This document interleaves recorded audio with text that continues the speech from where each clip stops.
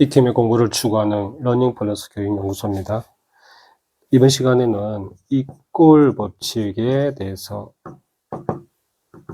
얘기를 한번 하려고 합니다. 이 중학교 과정에서부터 이꼴 법칙이 책에는 안 나와 있어요. 근데 문제를 풀면서 이꼴이라는 이것이 정말 다양하게 어려운 문제들을 풀어내고 있거든요. 근데 그것을 한번 알고 넘어가는 게 좋을 것 같아요. 이꼴이라는 것은 우리가 같다라는 뜻이죠. A와 B는 같다라는 것인데, 우리가 식에서 2 곱하기 3은 6이다라고 했을 때, 이것과 이거는 같다라는 것이죠. 예. 그런 것처럼 A와 B는 같다라는 이 의미가 어떤 의미이고, 그리고 이것을 의미를 가지고 우리가 문제들을 풀 때 주의해야 될 것들에 대해서 한번 얘기를 하려고 합니다.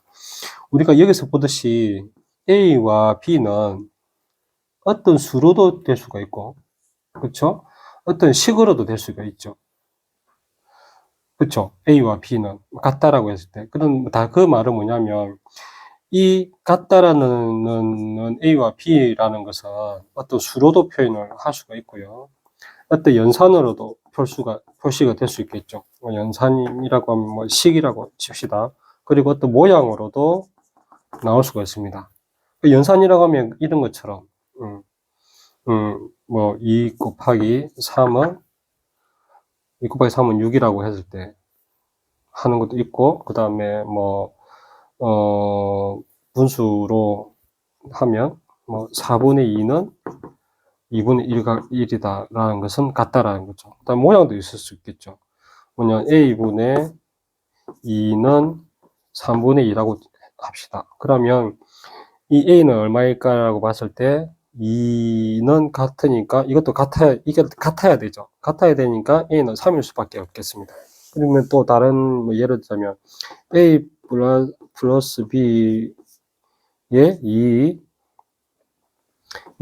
3분의 2라고 하면, 그러면 이것도 마찬가지죠. 분자가 같으니까 분모가 같아야 된다는 거예요. 그렇죠. 그러면 A와 B, A 플러스 B라는 이 자체가 3이 된다는 거죠. 네. 그래서 어떤 문제에서 답을 구하기 전에 만약 이런 식으로 나왔을 때 당황할 때가 많이 있습니다. 하지만 이 모양을 같다라는 이 꼴의 법칙에 그 생각을 해서 이렇게 보셔야 돼요. 그래서 여러분들이 A와 B가 3이구나 하는 것을 추리를 해내야 된다는 거죠.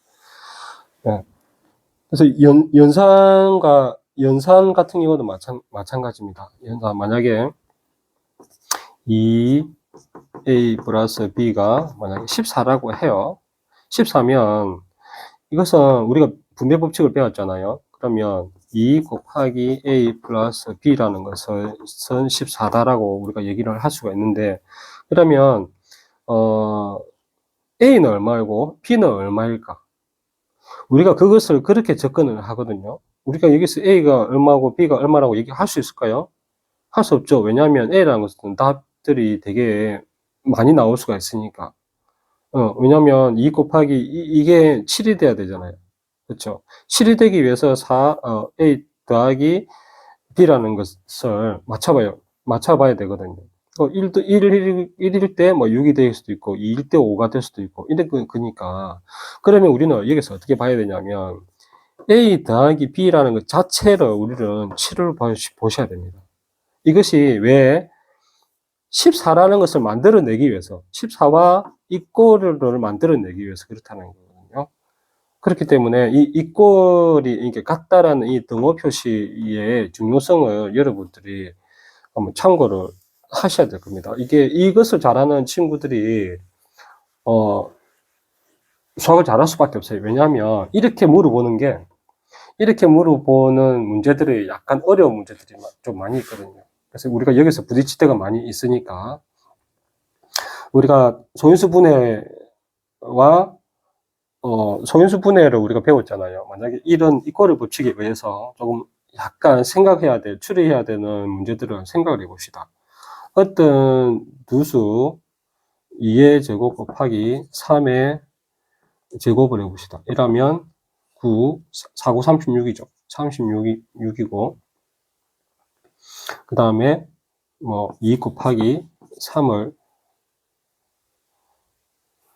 이러면 돼.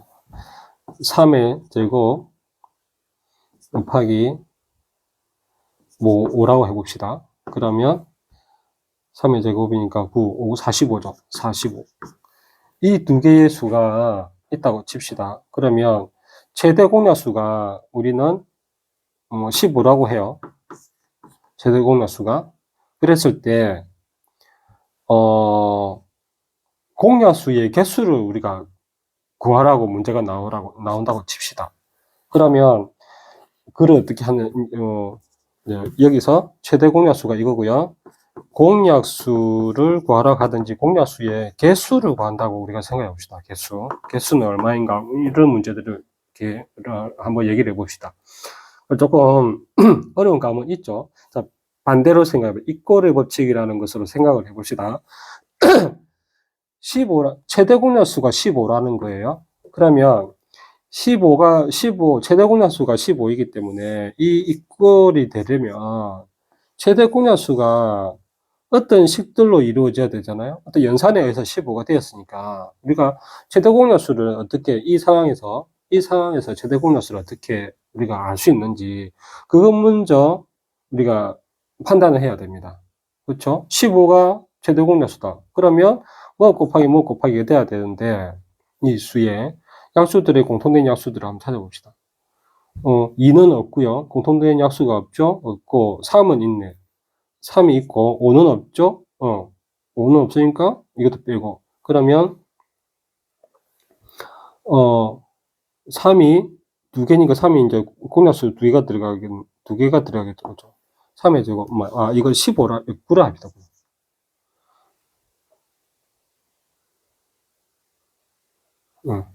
9라 해야 되겠네. 그 제가 임의로 해가지고 그냥 했는데 이제 이게 9라고 칩시다. 9라고 쳤을 때는 여기서 공약수가 3밖에 없죠. 3 곱하기, 여기 2는 그냥 1이죠. 곱하기 5도 그냥 1이죠. 그러니까 3의 제곱이 이제 최대 공약수가 되어집니다. 그렇죠? 3의 제곱, 최대 공약수가 되어집니다. 그럼 여기서 공약수의 개수는 몇 개일까라는 것으로 이제 나온다는 거죠. 왜? 최대 공약수가 9가 되었으니까 9의 공약수의 개수는, 공약수는 9의 약수이잖아요. 그렇죠? 9의 약수니까 9의 약수는 우리가 또 생각해내야 되는 거예요. 그럼 9의 약수는 1, 3, 9가 있겠죠. 공약수의 개수는 3개가 되어진다는 거예요. 3개. 이것만 봐도 알 수가 있죠. 네. 공약수의 개수는 우리가 어떻게 구했죠? 몇 개인가라는 것으로 나타내야 되는데 우리는 공약수를 어떻게 구했습니까? 이것을 우리가 이꼴의 법칙에 의해서 찾아내야 된다는 거예요. 그렇죠? 아까 우리가 최대 공약수가 9이니까 9에 대한 최대 공약수를 어떻게 구했는지의 식을 우리가 추리를 해내야 된다는 거예요. 그렇겠죠? 그런 것처럼 이꼴의 법칙은 그렇다는 겁니다. 이걸 계산해서 이걸 찾는 것은 너무나 일반적이에요. 이런 문제들은 그렇게 또 많이 나오지는 않습니다. 그렇기 때문에 이게 반대로 생각했을 때 9가 나왔을 때 9와 같은 것은 이 꼴이라고 이것을 시켜주기 위해서 우리가 어떤 것을 보아야 하는지 이걸 찾아내는 게 여러분들이 실력을 높일 수 있는 그러니까 우리가 이 꼴의 법칙에 대해서 여러분들이 다시 한번 이 의미를 여러분들이 생각을 하셔야 돼요. A와 B라는 것이 같다라는 이 의미는 B가 되기 위해서 이 A는 수가 될 수도 있고 연산, 어떤 식이 될 수가 있고 그 다음에 어떤 모양이 될 수도 있는 거예요. 그랬을 때 우리가 B가 나오게끔 하는 것을 우리가 찾아내야 된다는 거예요. 그것이 이꼴의 법칙입니다. 여러분들이 그러니까 수학을 풀이하는 과정에서 여러분들이 이 이꼴의 법칙을 한 번씩 생각을 해 주시면 좋을 것 같습니다. 오늘 여기까지입니다.